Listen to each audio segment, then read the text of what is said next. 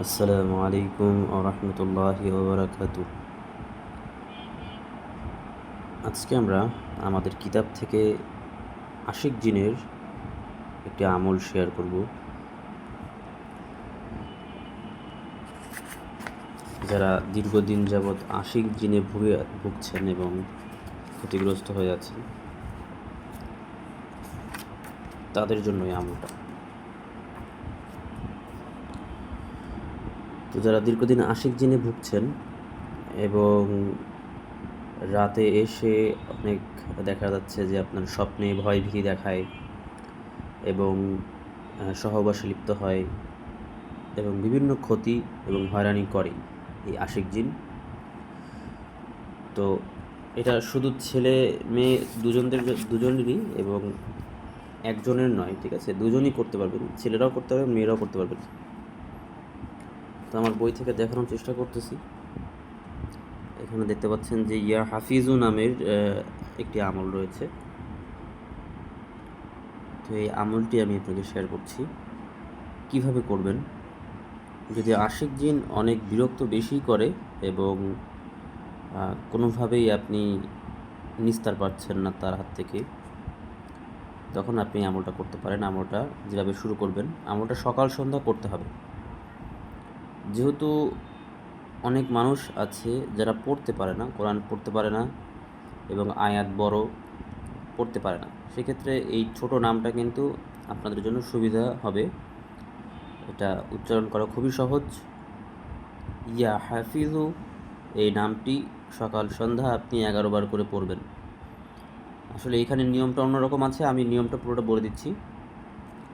যদি আপনারা সূরা ইখলাস, ফালাক, নাস সকালে আপনারা পড়তে পারেন তাহলে অবশ্যই এটা পড়ে নেবেন।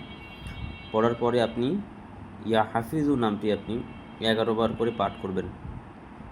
11 বার পাঠ করে আপনার হাতটাকে মোনাজাতের মতো ধরবেন, ধরে হাতের তালুতে হালকা করে একটু থুথু নিক্ষেপ করবেন।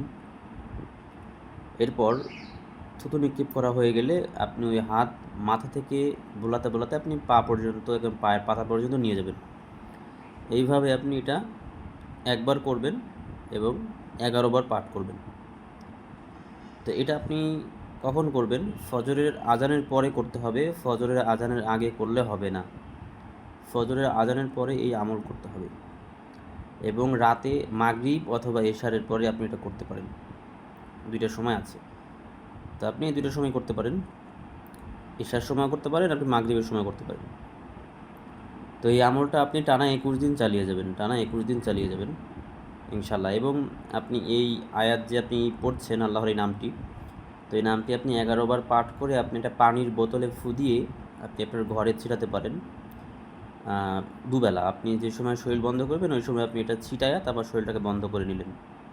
বাস, অবশ্যই থুতু ছিটাবেন হাতে থুতু ছিটানোর পরেই কিন্তু শরীরটাকে পুরোপুরি আপনি মুছে নেবেন, তাছাড়া কিন্তু সহজে কাজ হবে না।